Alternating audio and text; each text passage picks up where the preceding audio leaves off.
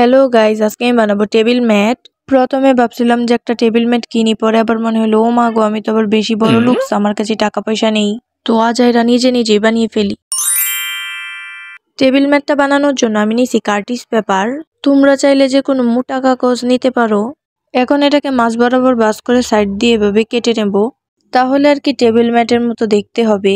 Table mat যেহেতু বানাচ্ছি, তার জন্য টেবিল ম্যাটের মতোই তো দেখতে হওয়া লাগবে, তাই না? এখন এটার উপর কার্টুনগুলো আছে না, এগুলো এঁকে নেব। প্রথমে আমি পেন্সিল নিয়ে একটু আজাইরা রং করছিলাম। এখন আমি টেবিলের উপরে থাকা কার্টুনগুলো এঁকে নিতাছি।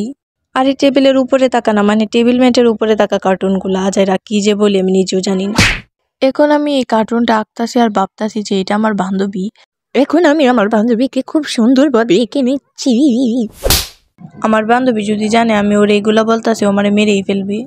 যাই হোক, আর কিছু বললাম না।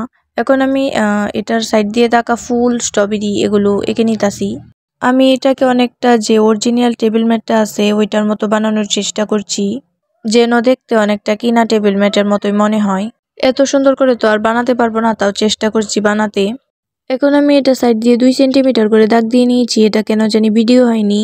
2 সেন্টিমিটার করে দাগ দিয়েছি কারণ এটার উপর যে বক্সগুলো আঁকবো সবগুলো যেন সমান হয়।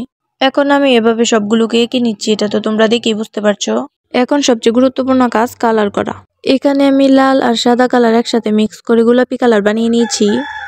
মোরগ ডাকতে সময় পেল না, আমি যখনই ভিডিওতে বয়স লাগাই তখনই চারদিক দিয়ে হাঁস, মুরগি, গাড়ি, মানুষ সবাই এসে চিল্লাচিল্লি করা শুরু করে দেয়, আমি নিজেও জানি না। আমি ভাবছিলাম যে খুব সহজে কালার করে ফেলবো, কিন্তু কালার করতে গিয়ে আমার জীবন বরবাদ হয়ে গেছে। এগুলো সাইড দিয়ে আমি অনেক সাবধানে কালার করছিলাম, আর এতটুকু কালার করতে আমার অনেক সময় লেগে গেছে। এখন এই কার্টুনটা সাইড দিয়ে আমি এভাবে কালার করে নিচ্ছি। মনে হয়েছিল যে খুব সহজে কালার করে নিব, পরে বানাইতে গিয়ে বুঝলাম যে কতটা সহজ। এখন আমি আজাইরা বসে বসে কালার করতেছি, কালার করা তো আর শেষ হয় না রে ভাই। যাই হোক, কালার করতে আমার অনেক বেশি ভালো লাগতাছিল। এখন আমি স্ট্রবেরিটাকে কালার করে নিচ্ছি। এখন আবার ফুলটাকে কালার করে নিচ্ছি। এভাবে আমি পুরোটাকে কমপ্লিট করে নিয়েছি, আর এটা অনেক বেশি ঝামেলার ছিল।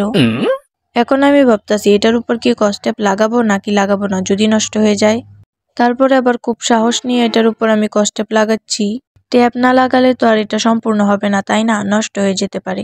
তারপর আমি পুরোটার উপর খুব সাবধানে ট্যাপ লাগিয়ে নিয়েছি। তো রেডি হয়ে গেল আমাদের টেবিল ম্যাট। কেমন হয়েছে কমেন্টে বললো। ঠিক আছে, টাটা।